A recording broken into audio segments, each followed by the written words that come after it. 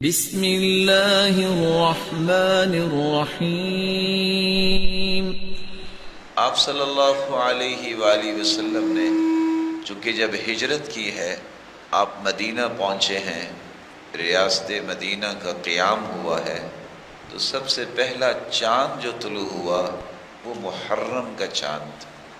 اسی لیے ہجری تاریخ کا آغاز محرم الحرام سے ہوتا ہے۔ ہم چونکہ مسلمان ہیں، مسلمانوں کو اس بات میں خوشی ہوتی ہے کہ جو نظام رسول اللہ صلی اللہ علیہ وسلم لے کر آئے ہیں، جس کو صحابہ نے قبول کیا ہے، اس نظام کی پیروی کریں۔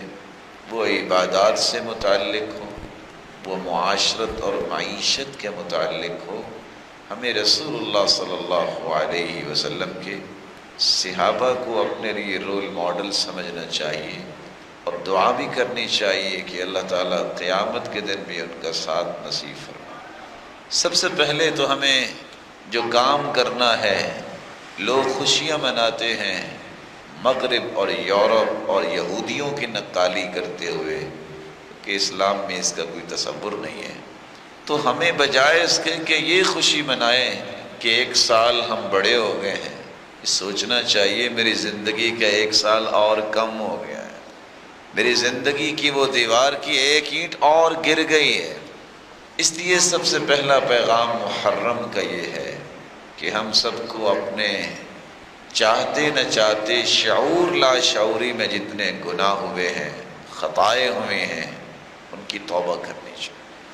اللہ ایک اور سال گزر گیا، گناہوں کو تو معاف فرما دے۔ سچی توبہ کر کے نئی زندگی کا آغاز کرنا، یہ اس محرم کا پیغام ہے۔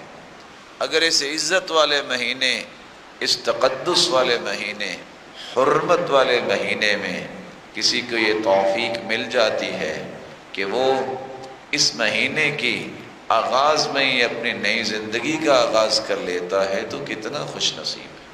سال کا آغاز ہے، اس پہلے مہینے میں پلاننگ کرو۔ جس طرح اللہ کی رضا کی پلاننگ ہے، اس طرح اللہ ذوالجلال کے مخلوق کے لیے بہتر پلاننگ کرو۔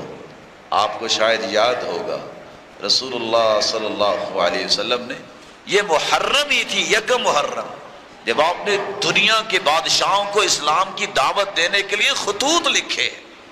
آج ہم اپنے پڑوسی کو دعوت دینے پہ بخل کرتے ہیں، اپنے گھر والوں کو نماز کی پابندی کی بات کرنے سے ڈرتے ہیں۔ اللہ کے رسول نے دشمنوں کو، کافروں کو، مجوسیوں کو، اور جو اس وقت بڑے بڑے سرغنے تھے ان کو خط لکھے، مسلمان ہو جاؤ، آ جاؤ اسلام کی طرف۔ ہمیں اپنی دعوت کو پھیلانے کے لیے پلاننگ کرنی چاہیے۔ مجھے یہ ہدف مقرر کرنا چاہیے کہ میں انشاءاللہ اس سال اتنے لوگوں کو اللہ کے دین کی دعوت دوں، کسی کے گھر جاؤں گا، کسی کو بلاؤں گا، کسی کو خط لکھوں گا، کسی کو ای میل ڈالوں گا، کسی کو میں ٹویٹ کروں گا، تاکہ اسلام کی دعوت عام ہو۔ مسلمانوں اپنے دین کو پھیلانے کے لیے سوچو۔ اللہ کے رسول صلی اللہ علیہ وآلہ وسلم نے اگر محرم کے شروع میں ہی دنیا کے بادشاہوں کو خط لکھے ہیں تو کم از کم اپنے خاندان کو ہی سیدھا کرنے کی پلاننگ کرو۔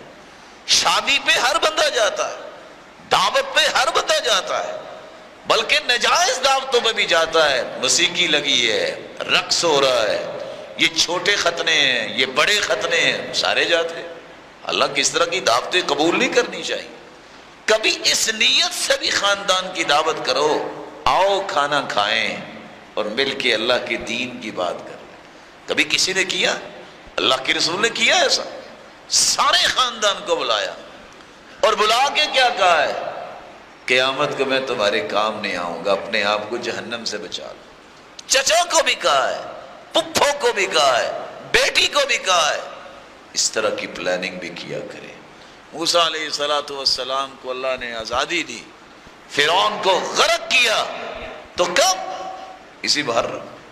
اگر کوئی گناہوں میں کی بیڑیوں میں جکڑا ہوا ہے تو اپنے آپ کو آزاد کر لے۔